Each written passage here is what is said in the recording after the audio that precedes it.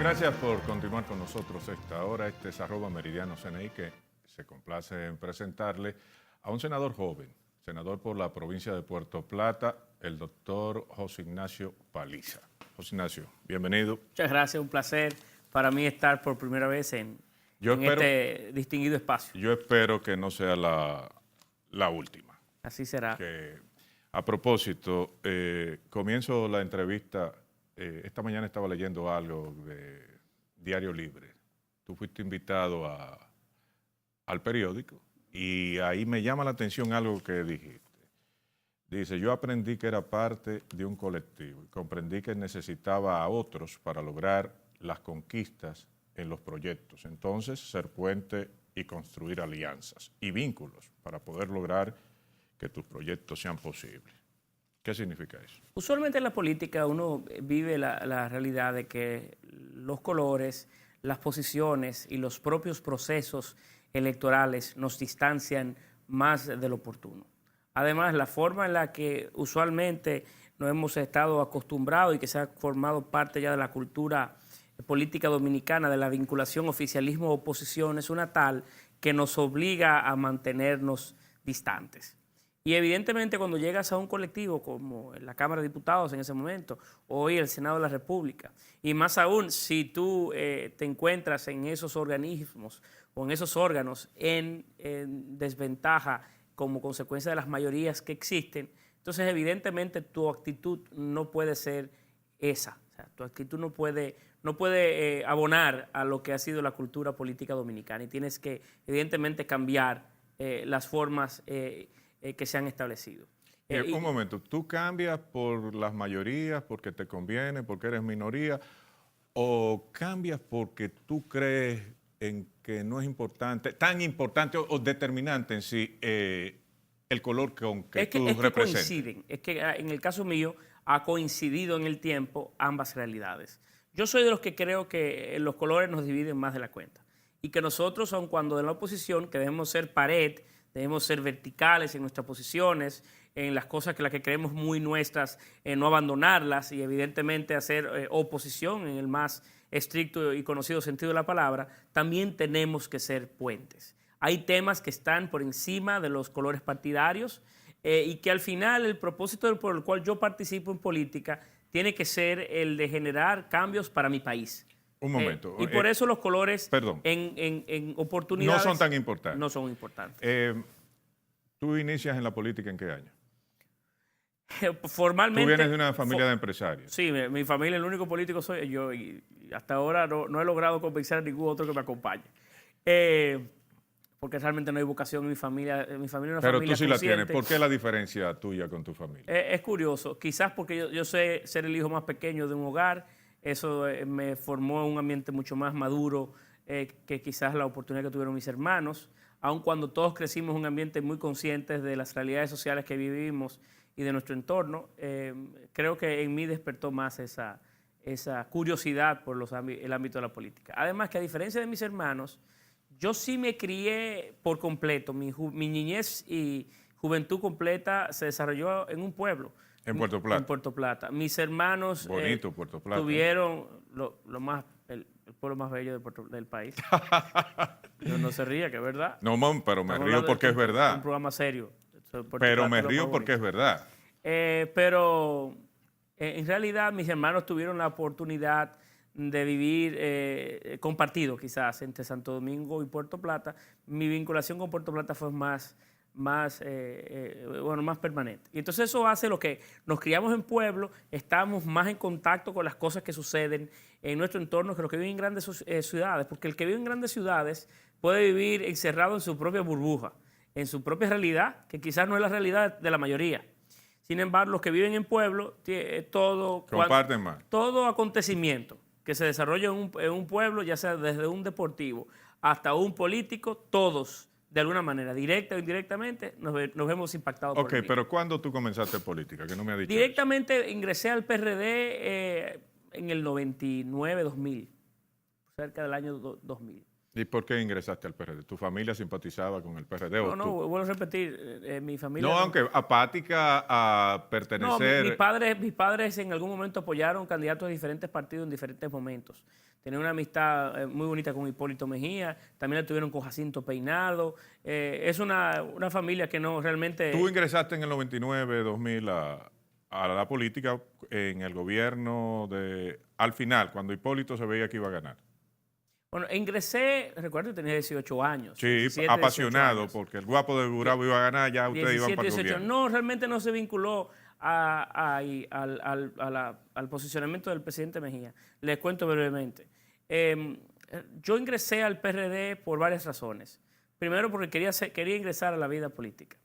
En segundo lugar, porque el PRD, yo me identificaba con las luchas históricas y las reivindicaciones que el PRD, por el cual siempre luchó. ¿Cuáles eran esas? La de la libertad, la de la democracia, la de reivindicaciones desde el punto de vista sociales. Creo que parte de luchas de que todos, de alguna manera u otra, podemos sentir cierta atracción. Pero perdón, José Ignacio, en el periodo 78 al 86 el PRD fue gobierno y nada de eso se proyectó ni se propulsó. No es cierto. ¿Cómo que no? No es cierto. Inclusive el resultado, por ejemplo, de la gestión de don Antonio Guzmán devino en un triunfo electoral de su propia organización política en el 82.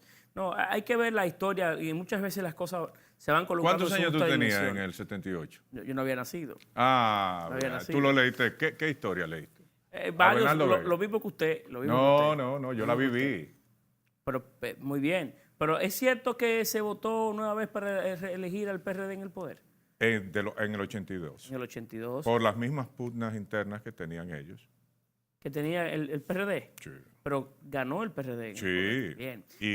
Y no había un partido de oposición bien, fortalecido tampoco. Pero yo me refiero, no hacía énfasis en esos años específicos, sino había hecho en el origen, en el motivo por el cual se originó el partido y las bases que dieron el nacimiento a esa organización política. Me refería más en eso cuando... Ok, y entonces, perdón, tú inicias ahí y el paso que das junto a un grupo de tus compañeros, que para mí ha sido exitoso, una ruptura y formar un partido, y no solamente sacar un porcentaje digno, sino también que sean electos senadores a puro pulso, sacando músculos, como el caso tuyo, es un triunfo. Pero si tú estabas enarbolando una serie de preceptos que te condujeron al Partido Revolucionario Dominicano, ¿por qué te fuiste? Por una razón muy sencilla, y es que las razones que nos convocaban a nosotros a participar en política, en las realidades que vivía el PRD hace 2 o 3 años, 4 años atrás, no estaban dadas. Era un partido secuestrado por el propio sistema político dominicano. Es una historia que todos conocemos, que el país conoce las razones por las cuales nos vimos obligados a formar un nuevo partido. Yo debo admitir que yo inicialmente me resistía a la idea de que el PRD se dividiera. Entendía que nosotros debíamos como tradicionalmente intentábamos hacer, lograr la unidad interna del PRD y de no abandonar aquella famosa frase de Peña de que el PRD unido jamás sería vencido. Sin embargo, el tiempo nos ha probado que si el paso no se daba, evidentemente quizás hasta el país se pudiera haber quedado sin oposición. Porque la suerte hoy es que el PRD ha terminado siendo aliado del oficialismo. Oye, entonces, la naturaleza del PRD se había perdido. Esto es un intercambio. Mira, y cuando tú ves ese PRD chiquitito así, y ustedes ya sacando músculo como partido de oposición, ¿qué tú piensas? Lo hice bien, me fui a tiempo. No, hicimos lo que teníamos que hacer por el bien de la democracia. No necesariamente por el bien específico de ningún candidato ni en el mío propio. Lo hicimos porque el país necesitaba una alternativa y bajo el estado en que se encontraba el PRD y la política en aquel momento no estaba garantizada bajo esa plataforma. Yo me quedé asombrado y debo confesarlo, creo que ayer o antes de ayer, que vi una encuesta y José Ignacio Paliza sale con porcentajes respetuosos como posible candidato presidencial. No la conozco. No sí, hay una ahí que le da 6 o 7%. ¿Usted no vio eso? No le he visto la... pero un político lo primero que tiene que hacer es revisar la prensa y si... La reviso, pero no he tenido si bien. aparece el nombre y ese equipo del Senado está fallando. No había conocido. Pero yo le refresco, usted aparece en una encuesta y aparece con números aceptables. A la presidencia de la República. Mire, en realidad yo tengo 35 años de edad, cuando cumplo 36 el viernes. Acabo de inaugurarme como senador hace apenas un año. Yo estoy hoy muy concentrado en hacer una buena labor de representación. Eso le puede traer problemas. Y de fortalecer mi organización en la medida de mis posibilidades. Le puede traer problemas ese número que aparece. No es un tema que hoy está en agenda, ni en el tapete. Agenda. No. Eso sería pero propio de una conversación futura. ¿Le sorprendió eso? Me sorprende lo que usted hoy me dice. No, pero ¿y nadie le ha dicho eso? No, en realidad no he tenido la oportunidad de ver la encuesta. O'Neill, encárgate de llevarle eso. No, pero eso yo no lo creo, que usted no sepa. Estoy siendo sincero. ¿Y permítame reírme, estoy siendo sincero. En el PLD, esa encuesta determina también que Luis Abinader está arriba. Que David Collado, y yo digo, ¿cómo? Pero tampoco David Collado es presidente, si es así. Aparece un punto 18.7 o 18.6 y que Hipólito Mejía tiene 17.6. Cuando yo veo eso, digo, ¿cómo? A usted le da como un 7%, si no mal recuerdo. ¿Cómo analiza usted eso? No he visto la encuesta, por tanto no quiero profundizar mucho en ella. Ahora sí debo decir que el PRD hoy vive de dos realidades. ¿El PRM? El PRM, perdón, vive de dos realidades. En primer lugar, que goza de dos liderazgos que están bastante bien definidos. El caso del compañero Luis y del presidente Mejía, y que construyeron juntos, han venido construyendo una relación interesante alrededor de la construcción del PRM. Y por otro lado, que hay un grupo de hombres y mujeres, de jóvenes a lo interno del partido, que han ido creciendo y que se han ido haciendo una labor también interesante. ¿Cómo quién? Como el propio compañero David, que usted ha mencionado, como la compañera Faride, como tantísimos otros compañeros del partido, no? A lo largo y ancho del país, que tienen ahí vamos a decir que la gente le puede reconocer que algún nivel de futuro o alguna oportunidad de darle participación. ¿Y usted no? Y por tanto...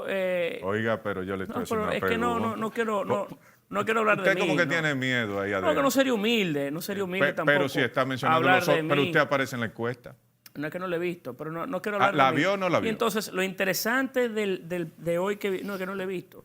Lo interesante hoy que vive el PRM es buscar la forma de poder utilizar, de aprovechar, ¿verdad?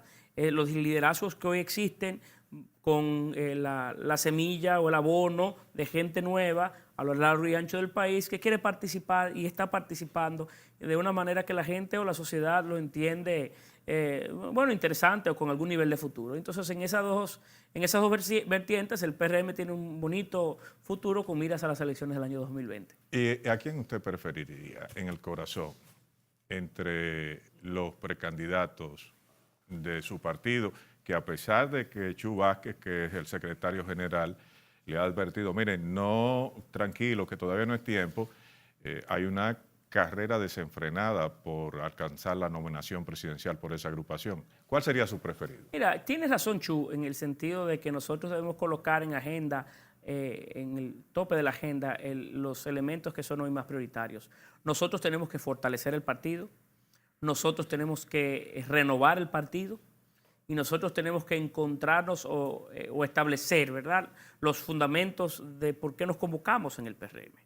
Y entonces, en ese esfuerzo tenemos 3 años por delante antes de presentarnos a unas elecciones. Ese es el elemento fundamental, fortalecer el instrumento común de trabajo, que es el PRM, que por tanto, que inclusive no nos pertenece a sus militantes, es patrimonio es patrimonio del pueblo. De la democracia. Eso no es el partido de Luis, como dijo Héctor Guzmán. No, eso es ¿Qué usted le diría a Héctor Guzmán con esos pronunciamientos? En un programa para las elecciones, este es el partido de Luis. Inclusive el PRM es un partido que hoy recibe financiamiento público. Es un partido que no le pertenece, específicamente a los militantes, sino al país. Ok, pero entonces, mi pregunta era otra. Pero permíteme desarrollar un poquito, porque es un tema importante para mí.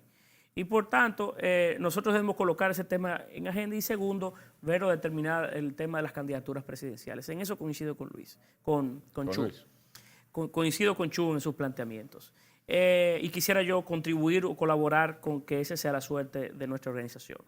En segundo lugar, los procesos internos políticos nuestros son muy difíciles. Para mí es muy difícil. Y para muchos militantes, porque en la medida que avanza el tiempo uno va desarrollando relaciones primarias con gran parte de los dirigentes hermandad, amistad por encima de la política, y llega un momento en el que usted tiene que decidir entre dos amigos o entre dos hermanos. Y es una decisión muy difícil. ¿Y de dónde?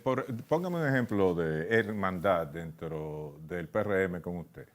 No, le pongo un ejemplo de la propia relación del caso de Hipólito y de Luis. Yo tengo una relación con Luis Abinader profunda, mi hermano también lo tiene, su hermana Rita Abinader, doña Raquel. O sea, es una relación que se ha hecho muy estrecha, pero también lo tenía mi padre con Hipólito Mejía. Juan, su nieto, trabaja con nosotros en el bloque de senadores del PRM. O sea, la vinculación que uno va estableciendo es también importante porque nos permite luego reencontrarnos. Pero entonces el corazón del señor Paliza.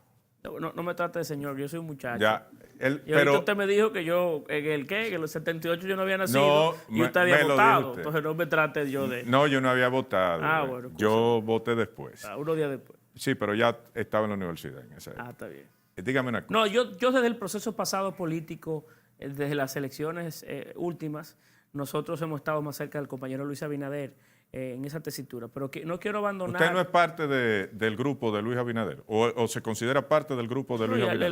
Le estoy respondiendo... No, que está cerca, pero una cosa es estar cerca y otra No, yo he venido desde aquel proceso, ¿verdad? Vinculándonos con Luis, estrecho. Claro, desde el proceso pasado.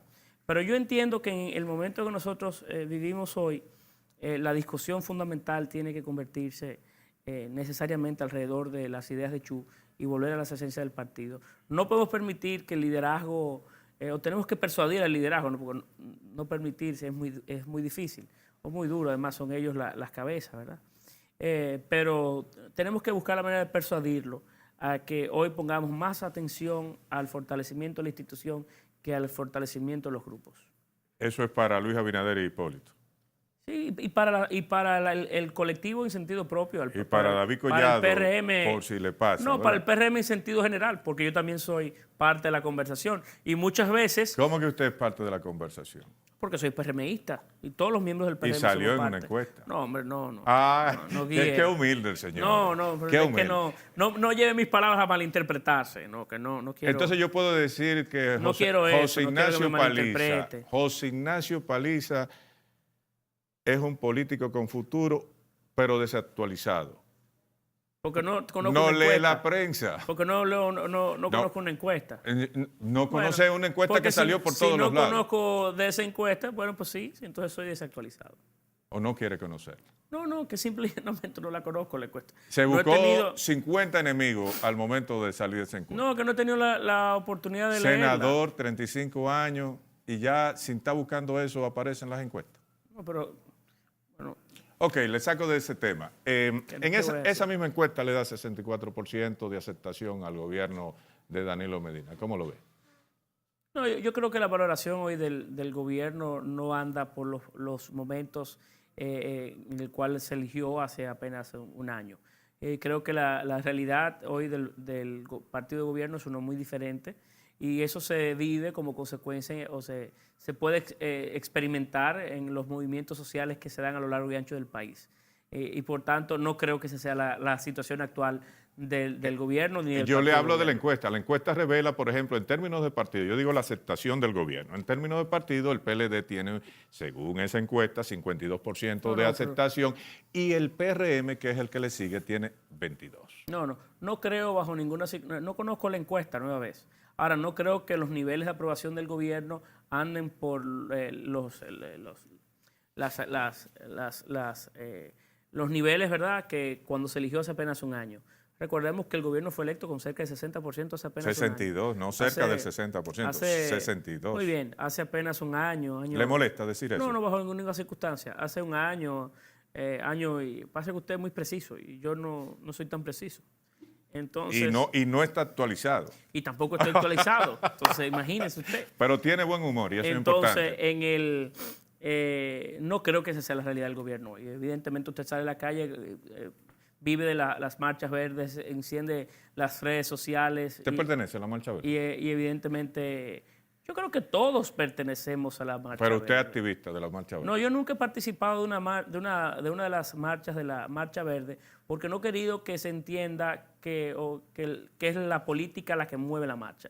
Yo creo que los principios que la convocan a todos debemos sentirnos representados en ella. Creo que todos entendemos que la política merece de un cambio y que hay que romper el equilibrio cómodo de la impunidad que se ha vivido en República Dominicana y del que todos hemos sido directa o indirectamente víctimas o hemos sido parte, porque no hay dudas que esto es un tema cultural que está arraigado desde hace mucho tiempo y que hay que cortar. ¿Cómo usted cómo usted enfoca entonces, partiendo de lo que usted dice? Y entonces soy miembro de la Marcha Verde de Corazón, a usted que le gusta utilizar el término, pero de manera formal o en mi propia práctica no he asistido a los eventos que han organizado para no marcarla con mi presencia como una manifestación política. Pero el guía de su movimiento... Sino que Luis Abinader es una marcha ahí y usted sigue a Luis Abinader. Es una marcha que invita a la reflexión de toda la clase política. Luis Abinader va a la Marcha Verde continuamente. Hipólito no va, pero él sí. Bueno, y usted sigue a Luis Abinader. Políticamente, ¿verdad? Pero yo creo que Luis es su líder. Pero yo creo que Luis hace una exhibición de lo que él entiende que es la actitud que debe asumir como una que es diferente de las figuras a la que usted fundamentales entiende. De la oposición. Usted entiende que la suya es diferente. No, yo simplemente no he querido que se entienda, que se utilice el argumento de que mi presencia es la que pueda mover, o la presencia de políticos es lo que mueve la Marcha Verde, y de desmeritarla, sino que yo creo que es un espacio en el que debe permitirse la sociedad expresarse e invitarnos a que cambiemos. Hay dos puntos que yo quiero su opinión. El primero es, y hablo rápido porque no basta este tiempo que vamos a tener.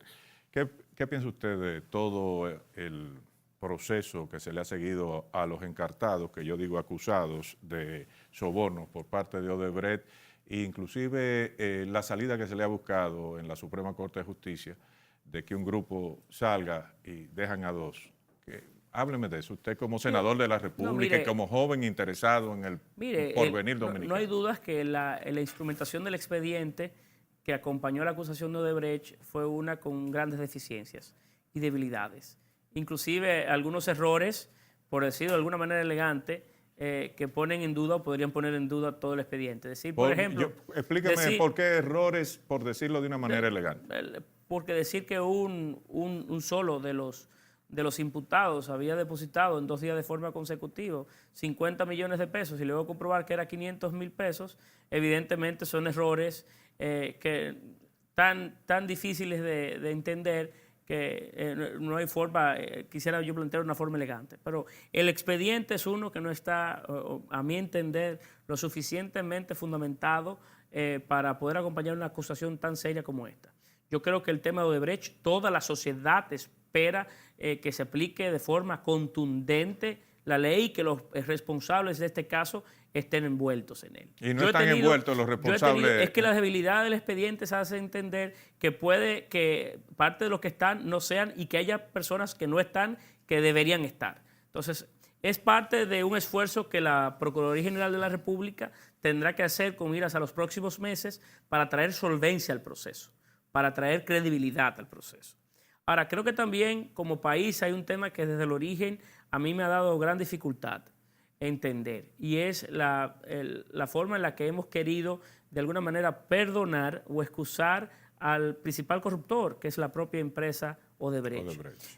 Creo que nunca debimos haber pactado con ella. Creo que no teníamos razón para hacerlo porque los elementos que podían hacer nosotros llegar con una investigación a los envueltos no era tan difícil y que la información estaba servida en otros países. Y creo que evidentemente debimos romper relaciones comerciales con un socio que nos había de manera expresa confesado que nos había engañado. Y yo creo que eso es un tema que ahora el tiempo nos ha venido dando algún nivel de razón, sobre todo cuando en esta última semana el propio vicepresidente de la CDE... Y otra E. Son 3 E, ¿verdad? Creo. Yo creo que sí, como 4, Dios sabe. Además es una institución como de 8, con 8 instituciones juntas, el sistema eléctrico. Deberían ponerle 8E. 8B, sí. OE. Algo así, como usted quiera. Pero admitió de que la empresa estaba pidiendo el pago de $700 millones adicionales al precio original estipulado. Sí. Y yo, por tanto, inclusive quiero adherirme a su posición, a la posición del propio ingeniero Bichara, en el sentido de que bajo ninguna circunstancia podemos nosotros pagar un peso más por una obra que este pobre país se comprometió y cumplió. Le saco de Odebrecht y lo entro en algo que llamó mucho la atención. El Consejo Nacional de la Magistratura, usted fue parte de esto, y fue Josefa Castillo también, que estuvo por aquí también, y se les veía como los últimos mohicanos, ahí en pie de lucha. ¿Le bajaron línea en el PRM para comportarse de alguna forma? No, en realidad no. En realidad el apoyo que nos dio el Partido Revolucionario Moderno fue siempre de compañía, por decirlo de alguna manera, en este proceso y de asesoramiento. No hubo una línea alrededor del apoyo a un candidatos específicos o la propuesta nuestra a candidatos específicos. Nosotros como partido lo que queríamos era que el proceso se diera de la mejor manera posible. En lo que sí coincidíamos todos era en la necesidad de que los jueces del Tribunal Superior Electoral no repitieran en sus posiciones, por lo que le había costado sus actuaciones a la democracia dominicana y a la vida de nuestra como organización hágame política. un paréntesis ahí y, por favor, deme un par de ejemplos de actuaciones incorrectas del Tribunal Superior Electoral, porque todo el mundo habla del concepto, pero entonces, ¿y estos tipos? ¿Qué fue lo que hicieron? No, pero por Dios, fue un tribunal que cambió sus propias decisiones 2 y 3 veces con los mismos casos. Ejemplifique. No, pero lo hicimos inclusive público en los interrogatorios que le hicimos a los propios jueces allí. Fue inclusive de manera pública que nosotros contrastamos con esos jueces parte de sus propios fallos. No, la historia está ahí y el país la conoce. Dígame una cosa. No hace falta... no, pero usted puede aprovechar para repetirle al país, aquel que no la conoce. No, hemos logrado, no, el país la conoce. No, pero el país es una cosa muy grande. No, es que le costó... Yo no la conozco. No, le costó... Usted tampoco está actualizado como yo tampoco estaba con la para encuesta. que vea. Bien. Le gustó el término. Sí, porque me defendí ahora. Ok, volvemos otra vez, espérese. En el Consejo Nacional de la Magistratura, yo me tiré la novela y lo veía usted con un celular. Sí. ¿Le estaban escribiendo lo que usted tenía que preguntar? No. No, pues yo no sé. No, bajo ninguna A lo mejor usted tiene asesores o gente del partido, mira, José Ignacio, pregunta esto ahora. No. Lo que hicimos fue, inclusive de manera pública, y en el propio desarrollo del Consejo lo hicimos público, que a través de nuestras cuentas de redes sociales, sobre todo de Twitter, cualquier ciudadano que quería hacer alguna buena pregunta tendría esas plataformas para accesar a nosotros. Y muchas preguntas buenas surgieron de ese intercambio o de esa disposición nuestra. Y muchas le hicimos en el propio evento. Inclusive lo decíamos. Esto es una pregunta de un interesado. Claro, siempre cuidamos el nombre y hacemos la pregunta. Habían también muchas preguntas que no eran propias porque se distanciaba un poquito de lo propio, ¿verdad? ¿Y no perdía usted margen de representar su posición y la de su partido cuando abría el abanico a particulares? No, porque yo represento particulares. Yo represento a ciudadanos. Sí, pero eso es una opinión particular. No, yo represento al país. Yo represento usted también es un senador de la República. De la República. Y además, eran preguntas evidentemente que iban, genéricas. Pero iban acorde con la posición de su partido. Sí, no, eran preguntas académicas de temas específicos o sentencias que se habían dado. No eran preguntas necesariamente dirigidas para lograr un propósito, sino para conocer el parecer de un postulante. ¿Y hubo preguntas que usted realizó para lograr un propósito?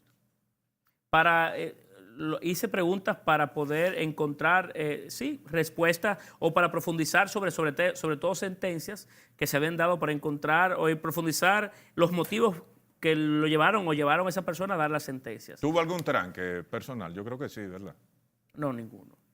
Usted se maneja bien, ¿eh? Déjeme decirle que se maneja bien. No, porque ninguna de las preguntas que yo desarrollé o ninguna de las posiciones que llevamos allí, aun cuando algunas difíciles, quisimos hacerlas desde el punto de vista personal ni con el ánimo de dañar. Nosotros queríamos hacer la mejor labor posible y por tanto hicimos a veces preguntas difíciles, pero eran preguntas obligadas. ¿Y su compañera Josefa Castillo? Y cuando hice alguna pregunta que quizás fue un poco más difícil de la cuenta, también pedimos algunos niveles de disculpas ¿verdad? Salvamos intentamos armonizar cualquier elemento. ¿Usted tiene buenas relaciones con los políticos, con todos? Sí. ¿Usted en llave de Danilo? ¿En llave de Danilo? No puedo decir. Amigo. Quisiera tener una relación con el presidente de más amistad. Pero él como que le dispensa un trato especial. Para poder conversar con él sobre algunos temas de forma, quizás con más nivel de confianza. Pero el presidente fue una persona muy elegante con nosotros en el desarrollo de las actividades. ¿Abusaron de la paciencia del presidente ustedes? En la función de él de presidente del Consejo Nacional de la Magistratura. No, inclusive debimos ser mucho más incisivos y las entrevistas debieron ser mucho más largas. Es decir, se arrepiente de su papel en el Consejo Nacional de la Magistratura. En Estados Unidos, por ejemplo, el Senado de la República, cuando va a entrevistar la audiencia especial a algún postulado o postulante presentado por el presidente de los Estados Unidos para la Suprema Corte de Justicia, duran días entrevistándolos. Sí, y dándole duro, preguntándole por todos los lados. Y desnudando la vida completa de ese ciudadano. Porque ¿Y a quién usted quiere desnudar? No, hablo de la vida, es un tema metafórico. Revelar. Es un tema metafórico. Pero en ese tema yo lo estoy utilizando. Revelar, por ejemplo, a los jueces o al presidente del Consejo Nacional de la Magistratura. No, a los jueces, a los jueces. En ese esfuerzo de interrogatorio, porque los políticos tenemos una realidad muy diferente. Para yo ser senador de Puerto Plata o para el presidente Medina ser presidente de la República, hemos tenido que cruzar durante largas jornadas de esfuerzos para ser electos, conversar con cientos de ciudadanos, lograr la votación directa, en el caso mío de 80,000 ciudadanos, el presidente de la República, millones de ciudadanos. Entonces el nivel de ¿Usted salió con 80,000 votos? Un poco más. Muchos PLDistas votaron por usted, ¿verdad? El nivel, pero no me cambie el tema. Ahora hablamos de eso. Pero muchos PLDistas votaron por usted. Sí, por ahí ¿Y por qué usted se ríe? No, porque usted te brinca de aquí para allá, de allá para acá. Yo ya estoy nervioso. Mire, sí, estoy nervioso. El nivel de... Ya hasta me perdí.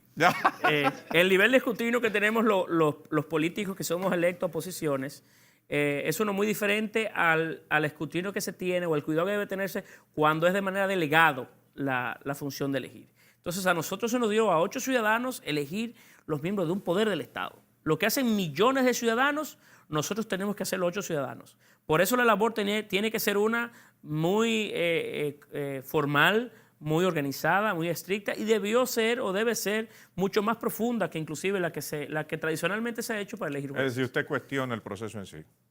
No, yo estoy haciendo... ¿O se siente orgulloso de la selección? Estoy haciendo propuestas o críticas propositivas para poder en el mañana, y estaremos convocados al final de este año nueva vez, para que mejoremos los procesos de entrevista y que tengamos más tiempo para poder profundizar más sobre la vida de algunos de esos Cuando usted postulados. terminó ese trabajo arduo, pasaron hambre ustedes ahí adentro, porque 10 minutos para comer un sándwichito. No, brindan bueno en el palacio. Brindan bueno. Sí, brindan bueno. Bueno, pues... Pero no tenían tiempo tampoco para disfrutarlo. Pero cuando usted terminó... Es que estamos haciendo una labor. No estábamos en un momento para esparcimiento, sino que era un momento para trabajar. Usted normalmente no come a horas, ¿verdad? Está sobrepeso. Es que la vida... Usted llegó flaquito ahí. La vida... Lo vi yo por televisión. Bueno, son varias cosas. Primero me casé. Eso dicen que siempre cuando uno se casa... Después que fue senador, después de la elección. Justo antes de ser senador me casé. Y eso dicen que tiende, no sé por qué, pero la experiencia de los más viejos y más sabios dicen que uno va, no sé, engordando con el matrimonio. Mi esposa también embarazó. También dicen los sabios que la medida en el que la barriga de la esposa crece, también la del esposo. Si el matrimonio es bueno y el embarazo también, dice que van coincidiendo. Y aparte el nivel de estrés y de compromiso, de vida desorganizada, de agendas apretadas, de mucha carretera, hace que evidentemente... ¿Usted va regularmente a Puerto Plata? No, yo vivo en Puerto Plata. ¿Y cuándo viene aquí? Usualmente vengo los martes. ¿Y se va los jueves? Y sí. Normalmente. Básicamente esa es la dinámica. Pero vamos a la pregunta inicial. Sorpresa, José Ignacio Paliza. Un muchachito le ganó a un león que había por ahí. Me dicen que el PLD le dio una manito. No. En realidad no. Pero sí cuando hicimos... ¿No le dio una manito el PLD? ¿O un sector del PLD? No, realmente no. No hubo ningún nivel de conversación, de acuerdo o de tratativas de que pudieran hacer que votos cruzaran de una organización a otra. No. Ahora, cuando nosotros hacíamos las mediciones que nos permitieron decidir aspirar a senador, las 6 o 7 mediciones que hicimos durante el transcurso de un año, siempre surgía un nivel importante de ciudadanos que decían ser miembros del Partido de la Liberación Dominicana, que indicaban que no votarían por el senador. José Ignacio, se Y acabó por el tal tiempo. motivo- Se acabó el tiempo. Bueno, está bien. Entonces ustedes, Usted vuelve otra vez. cuando ¿verdad? me inviten. Bien, nosotros estamos en Estudio 88 esta tarde a las 3, 88.5. Ahí planteamos las cosas como son. Volvemos mañana a otra entrega más de @meridianocn. Hasta entonces.